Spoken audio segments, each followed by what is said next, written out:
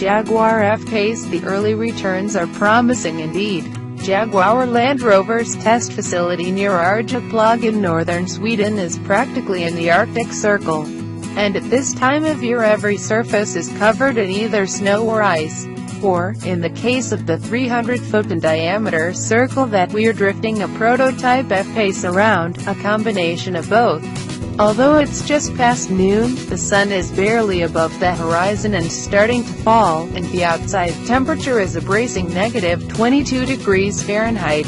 Yet the supercharged V6 F-Pace seems entirely happy to slide around seemingly indefinitely, the cabin staying warm and the well-mannered chassis politely declining every invitation to spin out.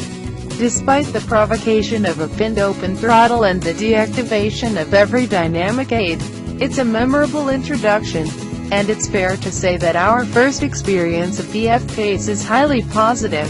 But after a day in various prototypes, many of our questions remain, at best, partially answered.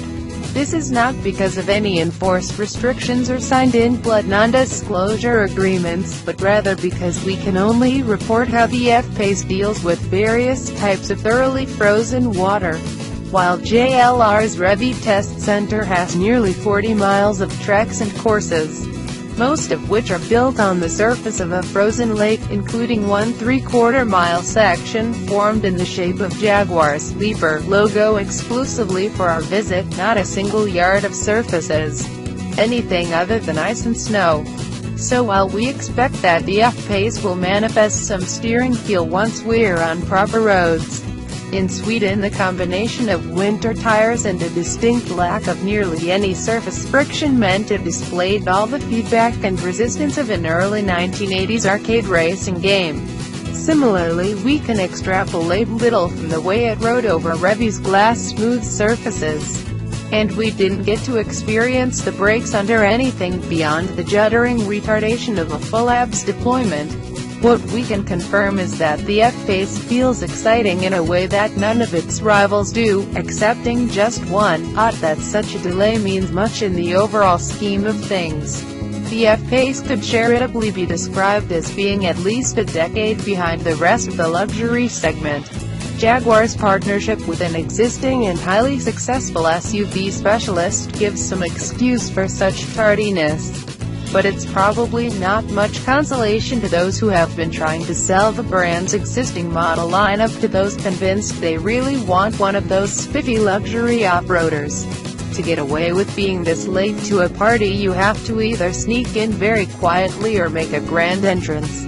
Describing the F-Pace as an SUV version of the recently redesigned XF sedan would be unkind but not entirely unfair. The two cars sit on the same mostly aluminum platform and share large amounts of underlying structure. Jaguar admits that the bodies in white of both vehicles are largely the same ahead of the B-pillars, although the F-Pace gets an entirely new subframe for its longer travel front suspension.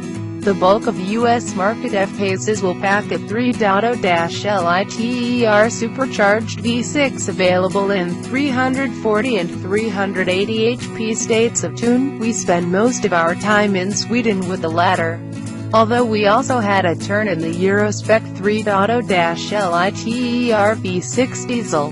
The American model also will offer a 2.0-liter 4-cylinder diesel engine. Some markets will have the option of gasoline 4-cylinders, rear-wheel drive, and even manual gearboxes. But US spec F-Paces will be exclusively available with Jaguar's all-wheel drive system, beefed up from its XE, XF, and F-type applications with a larger front differential, and an 8-speed automatic transmission.